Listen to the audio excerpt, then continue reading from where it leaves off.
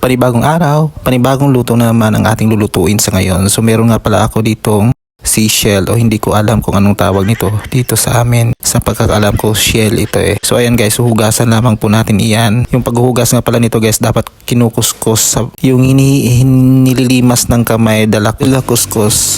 Kailangan lang kasi itong kuskusin ng maayos kasi kapag hindi mo kinukuskus ng maayos, hindi yun matatanggal yung mga lumot-lumot niya sa shell. Totoo lang, nakapangatlo o pang-apat yata akong hugas nito para matanggal lamang yung lumot-lumot niya sa shell. Tingnan niyo po yung tubig niya guys, medyo malinaw na, so okay na yan. So ito yung sinasabi ko na shell, hindi ko alam kung anong tawag yan, hindi ko alam kung anong tawag niya. Paki-comment nga ako kung anong tawag niyan dito sa inyo o kung anong tawag sa shell na iyan. So ayan, at nung natapos na nating hugasan yung shell na iyon, so ang ginawa ko naman ay nilagyan ko ng mainit na tubig yung niyog para i-squeeze natin para kunin yung katas niya o yung gata ng niyog.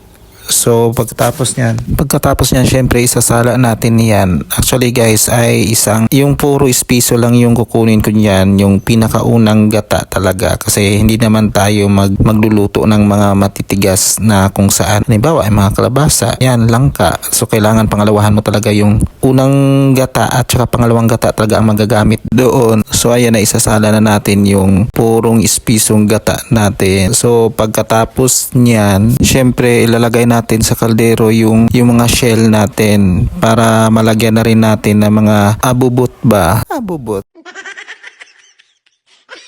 Hindi, mga ricado. So ayan guys, maghihiwa nga pala muna tayo ng sibuyas at saka luya. Syempre mas maganda, mas mainam kung merong luya kasi para mabango yung ating gata. At saka syempre meron din tayo dyang bawang. Paki-comment din nga guys kung ano bang ibang luto nito maliban sa ginataan. Kasi ang pagkakaalam ko, gata lang talaga yung nalalaman ko dito eh. At ano kaya yung gulay na pwede ding ihalo dito kapag nagagata ng ganito na shell? So just comment. So ayan guys, tapos na tayo mag-slice. So ilalagay natin ito sa may shell. At syempre ibuhos natin yung espiso na gata. So ayan na guys, nang matapos nating maibuhos yung gata, yung espiso na gata, so punta tayo sa may kalan. So magpapasiga na tayo ng apoy.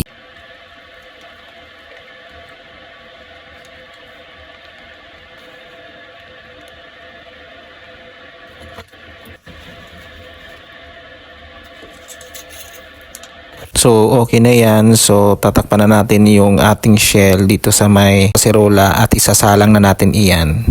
So naalala ko pala guys, so kapag nagagata pala, dapat pala walang takip para hindi mamumuo yung gata. Kasi napapansin ko yung tinatakpan ko kapag nagagata ako, namumuo yung gata niya. So pagkatapos ang nangyari dyan ay parang nalalabnaw yung pinakagata. Sarili ko lang naman yung ideya guys. So depende na rin po yan sa inyo kung tatakpan ninyo. So ayan guys, naglagay na pala ako dyan ng pantimpla, pampalasa, asin at saka yung konting seasoning. At antayin lamang natin yan na kumulo.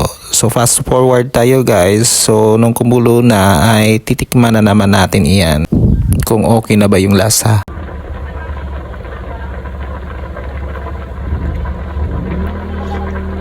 At dahil okay na yung lasa, so luto na. So maraming salamat sa inyo guys sa panonood ng aking mini vlog. See you next episode. Bye bye!